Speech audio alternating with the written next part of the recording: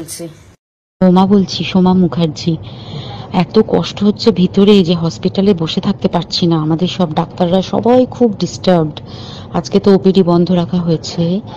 তোরা জানিস সমস্ত ঘটনা শুনলাম, যা যা মানে সত্যিকারের ঘটনা, যেটা আরজিকরের ভিতরের যে ডাক্তার তারা তাদের বন্ধু বান্ধব মারফত এটা ছড়িয়ে মানে এসছে আমাদের কাছে। অ্যাকচুয়ালি যেটা ঘটেছে সেটা হচ্ছে, আমি শুনে তো মানে বিশ্বাস করতেও নিজেকে কেমন লাগছে রে। প্রত্যেকটা আমাদের ওয়েস্ট বেঙ্গলের প্রত্যেকটা মেডিকেল কলেজে, বিশেষ করে কলকাতার সরকারি মেডিকেল কলেজগুলোর প্রিন্সিপালরা, ডিপার্টমেন্টাল হেডরা, প্রিন্সিপালরা বিশেষ করে, তারা পাশ করানোর জন্য স্টুডেন্টদের কাছে রীতিমতো টাকা নেয়। যেসব স্টুডেন্টরা, ইন্টার্নরা, পিজিটিরা যারা ভালো করে ক্লাস করে না বা থিসিস তারা জমা দেবে, পিজিতে তো থিসিস জমা দিতে হয়, তো যারা MBBS final year final pass করবে না সাপ্লি পাইয়ে দেবে, ইন্টার্নের কমপ্লিশন দেবে না, ইন্টার্ন হওয়ার পর কমপ্লিশন না দিলে তারা রেজিস্ট্রেশন নাম্বার পাবে না, এই সমস্ত ভয় দেখিয়ে টাকা পয়সা নেয়। সমস্ত জায়গাতেই এটা আছে। এর মধ্যে সব থেকে নিকৃষ্টের থেকেও নিকৃষ্টতম হচ্ছে সন্দীপ ঘোষ, প্রিন্সিপাল, যে তোর আমাদের কি বলে আরজিকর মেডিকেল কলেজে। সেখানে ভাব যে ওনার একটা বিশাল নেক্সাস ছিল, যাতে উনি বেশ কিছু ইন্টার্ন, হাউস স্টাফ এদেরকে দিয়ে ওই নেক্সাসটা চালাতেন। তারা ওখানে একটা সেক্স র্যাকেট চালাতো, তারা একটা ড্রাগ র্যাকেট চালাতো। ড্রাগ র্যাকেট মানে ওই যে ওটাতে বলেছে না, ড্রাগ মানে শুধু ওই হেরোইন আর ব্রাউন সুগারের ড্রাগ খাওয়া বা মদ খাওয়া নয়।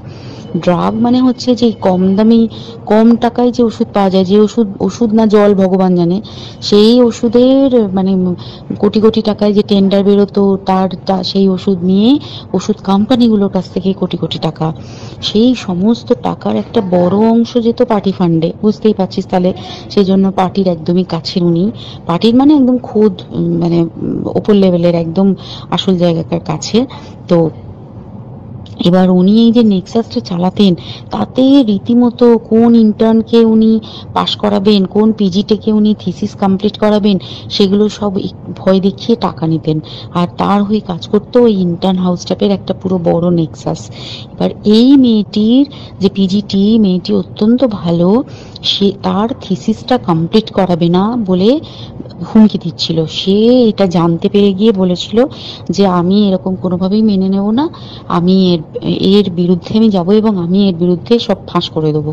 তখন তাকে রীতিমতো ধমক দেওয়া হচ্ছিল। এটা চলছিল লাস্ট 6 মান্থস ধরে, 6 মাস ধরে তাকে হুমকি দেওয়া, তার প্রতি মানে বেশি বেশি প্রথমের দিকে কি করছিল, অত্যাচার করছিল। মানে কিরকম, বেশি বেশি করে নাইট ডিউটি দিচ্ছে, at a stress 36 hours duty, বেশি বেশি করে নাইট, বেশি বেশি করে খাটানো। এবং এগুলো সব জানে ডিপার্টমেন্টাল হেড, চেস্টের যে ডিপার্টমেন্টাল হেড সেও জানে, সিনিয়র পিজিটিরা সবাই জানে।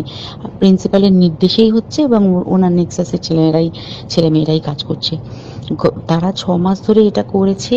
করার পরেও যখন ওকে আটকাতে পারেনি, তখন কি করেছে, ওই দিনকে ওরা ঠিক করেছে, যে দিনটাতে এই ঘটনাটা ঘটেছে সেদিন কতখানি প্ল্যান্ড এবং গট আপ গেম দেখ। সেই দিন ওই ঘরে, ওই সেমিনার রুমে প্রত্যেক দিনই 4তলার আরো অনেকেই যারা সিনিয়র পিজিটি বা জুনিয়র পিজিটি তারা কিন্তু বিশ্রাম নিতে যেত, অনেকেই ওই ঘরে যেত। সেই দিনকে ও একা, ওকে বলেছে তুমি ঘুমিয়ে পড়ো, ওকে একা রেখে এসেছে। বাকিরা কাউকে যেতে দেয়নি, বলেছে ওই ঘরে আজকে ঘটনা ঘটছে, মানে কাজ হচ্ছে, ওই ঘরে কেউ যাবে না। ওই ঘরে সেই দিনকে ওর সাথে যখন খাওয়া দাওয়া করেছে বাকি 4জন, সেই 4জনের মধ্যে একটি মেয়ে পর্যন্ত ছিল। সে কিরকম মেয়ে চিন্তা কর, এরা ডাক্তার না জানোয়ার জানি না, আমি জানোয়ার বললেও জানোয়ারদের অপমান করা হয়, কারণ জানোয়ার সমাজে এরকম কাজ হয় না। তো ডাক্তার না কি আমি বলতে পারবো না। সেই ইন্টার্ন মেয়েটি আরেকটি ইন্টার্নের গার্লফ্রেন্ড। তো তার সাথে ওই পিজিটি মেয়েটি প্রচুর ঝগড়া হয়েছে। ঝগড়া হওয়ার পরে তারা তো হুমকি টুমকি দিয়ে চলে গেছে, দিয়ে তারা বলেছে তুমি ঘুমো। এবার ও তো আর জানে না, ভালো মনে শুতে এসেছে। তারপরে তারা গিয়ে মদ টদ খেয়েছে, 7-8জন মিলে চড়াও হয়েছে। এবং তোরা জানিস যে প্রথমে তার হাত দুটোকে দুপাশে দুজন ধরে রেখেছে এবং সেই কাজে সেই মেয়েটিও সাহায্য করেছে, ইন্টার্ন মেয়েটি।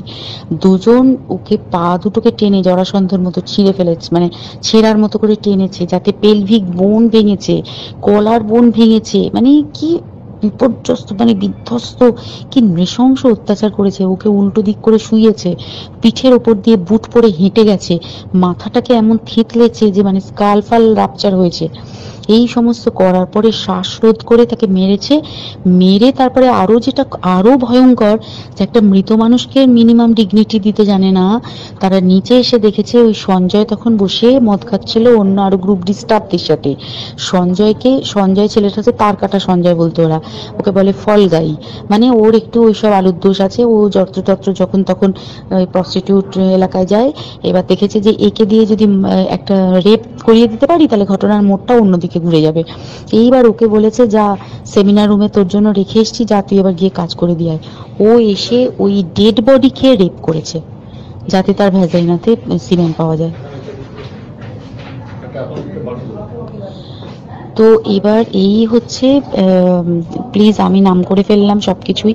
কতজন আমি যে নামগুলো পাঠিয়েছি, এই সব ডাক্তাররা, এরা সব জড়িত জানিস, কিন্তু কেউ কোনো প্রমাণ নেই। প্রমাণ লোপাটের জন্য সেদিনকে ওই ইন্টার্ন এবং ডাক্তাররা যে ওইখানের যে বাথরুমটাতে হাত পা ধুয়েছে, রক্ত ধুয়েছে, সেইটাকে তাড়াতাড়ি প্রমাণ লোপাটের জন্য ওই দেওয়ালকে ভেঙে দিয়ে তার মানে ওই বাথরুমের জায়গাটাকেই ভাঙতে হচ্ছে ওদের।